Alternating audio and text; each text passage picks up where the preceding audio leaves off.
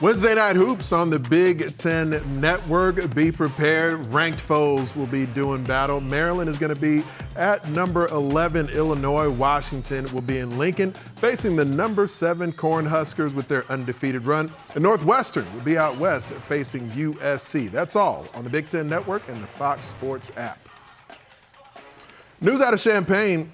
From the Field of 68, this particular tweet confirmed by Illini coach Brad Underwood. Illinois guard Kylin Boswell fractured his right hand and will be out for at least a month. We are accustomed to seeing Boswell in the lineup consistently for the Illini, but they'll have to figure out how to do without him for at least the next few weeks. And the upcoming schedule for the Illini certainly doesn't look very easy for them. We mentioned the game that'll take place tonight against Maryland, and then from there, how they're going to continue moving forward. Teams like Purdue, Washington, Nebraska, Northwestern, and Michigan State on the way. So there's no rest for the weary in Big Ten play. And without Kylin Boswell in the lineup and everything he means, especially on the defensive end of the court, how does Brad Underwood go about adjusting? Oh, it's tough because you look at the Fighting Illini this season. Yeah, Keen Wagler's their best player, their most talented guy.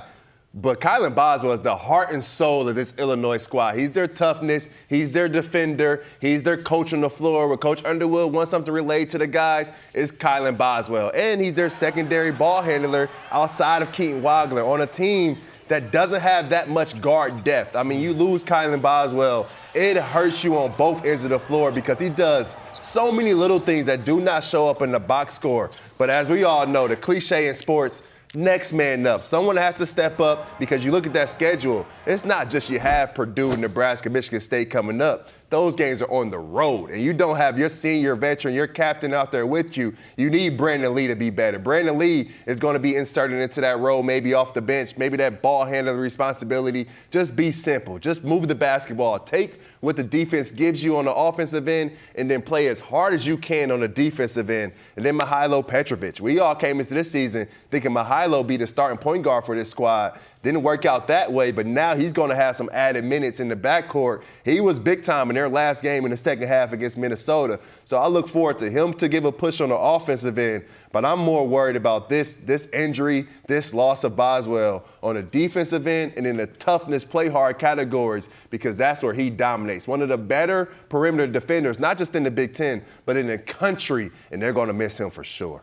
Does the amount of offensive rebounding that the length of the Illini present for them? So, you know, the offensive end where they're shooting the three really well, more so than we've even seen in recent years. Yep. But the way they attack the glass, can that continue to be an advantage for them even without Boswell? Oh, for sure. You think about this game coming up against Maryland. Maryland's not a big team. Maryland without Pharrell Payne, Illinois should be able to live on the offensive glass. And sometimes this season, Illinois' best offense has been get the ball up on the rim and let the big fellas go get it. And that's what you need from the Fighting Illini. But they have had games this season. You go back to that Nebraska loss, they took it home. David Merkovich, Big Ivicic, they only combined for 7 rebounds. And with that size in a 40-minute game, those two guys should be combining for 22 rebounds, not 7. So if those guys in the middle, they have that determination, they have that mental piece, like say they did at Iowa when David Merkovich had 12 rebounds, that's the difference for Illinois this season. It can't be pretty. It can't be a bunch of threes. They've got to have that play hard, that toughness, that Brad Underwood dog mentality on the glass if they want to reach the Final Four, like I know they have plans to. Well, we'll come back around and talk about Diggy Coit in a bit more detail a little bit later in the show, but he's obviously going to be a really dangerous player for them to contain. But let's move on to the game that's going to happen in Lincoln with Washington showing up to take on the undefeated Nebraska Cornhuskers. Nebraska fans, Nebraska players, Nebraska's coach isn't accustomed to their team being in the top 10 of college basketball, but that's where they reside at the moment. And we were talking belief earlier in the show, but tangibly and just what they're executing from a basketball perspective. What's been so exceptional? Oh, their defense. Their defense has been big time. They play the no-middle defense. They don't let the basketball into the lane, and they force you to shoot threes. If you're going to beat Nebraska this season, you better be able to make 10, 12, 15 threes and be able to have a post that can kick it to the backside because the way they double team on the block is sensational. They have 5 guys that every single possession, they are locked in on the defensive end. They're in gaps. They know what's going on. They get deflections. They push you out, and then they're physical. They don't have a rim protector per se, but they have a physical defense at that back line, and then when the shot goes up, they rebound with the best of them in this conference. So I look at Nebraska in this one going up against Washington. If I'm Coach Danny Sprinkle, I'm throwing the basketball in the Hannah Steinbach every possession to start the game because Nebraska, they're sending the double team every time, no matter who it is. And Hannah Steinbach, he catch the basketball on that block. He can pass out of doubles. You get him on the right block, he can get over that left shoulder, he can kick it to that backside. And on that backside, you get Kimari Peterson, who can knock down shots with the best of them. You get that tandem rolling, you make Nebraska adjust a little bit, but it's got to be inside out. If you go to Lincoln, you try to beat Nebraska just by hooping, let's just roll the ball out, let's just make our guards go get buckets, it's never going to work out for you. Play inside out, play through the big fella, take good shots. When it gets loud in PBA, because it's going to get loud in PBA, move the basketball, don't take quick ones, and make Nebraska adjust to you. Nebraska leading all major conference teams in least amount of points per game allowed in the paint. So that speaks to what you're talking about with their defense.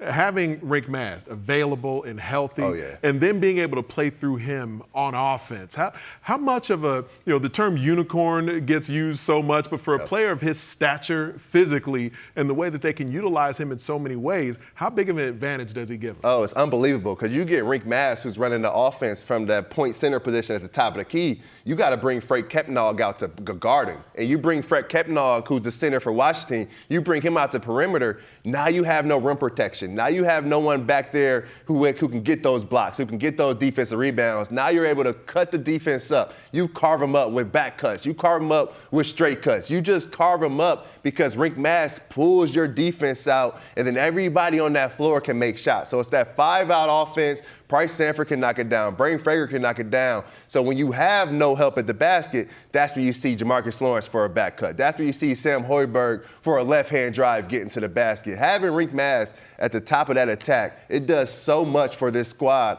on the offensive end. It even helps them defensively because my coach would always tell you, your best defense is your offense. And you look at Nebraska, they take good shots, they don't turn it over, and they don't all five go rebound on the offensive end. They send Burke, they send Rink, and then three guys get back. So their defense is set. So when you take care of the basketball, you take good shots, you got a high-level center that can navigate that side of the ball, it helps your defense tremendously, which is why Nebraska does a great job keeping you out of transition, keeping you in the half court, and keeping you out of the paint and forcing you to shoot a bunch of threes.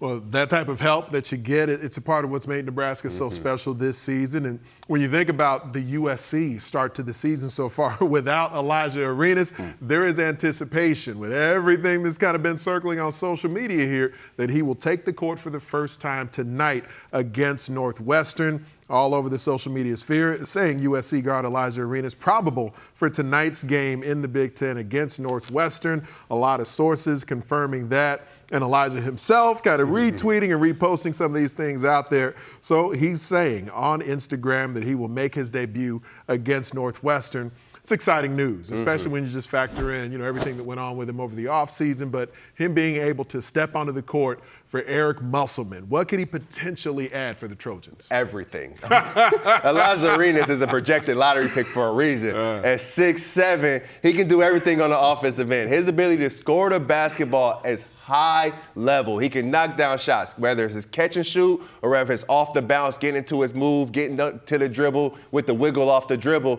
He can get to the lane. He has that pull-up jumper. He has that floater game. He is an offensive savant, and he's tough and hard-nosed on the defensive end. So you probably get your best player back when you get Elijah Arenas, and then you look at how USC's been playing over the last few games. They've switched it. They've turned the tide. You look when they went out to Michigan and they got ran out of their gyms twice. They threw all that away. They've stopped playing. They stopped that cute basketball, the pass, the chuck threes, the play behind the three-point line. Now it's all about physicality, toughness, rebounding, and defending. And you think about that game against Purdue. They bottle that up. They take this into this one against Northwestern. And you get Arenas back, it should make for a big-time atmosphere for USC. We know pretty much every game Northwestern plays is going to be close. It's going to come down to the wire for Chris Collins' squad. So if Elijah Arenas is in the mix for that, maybe that's an additional closer option that USC has.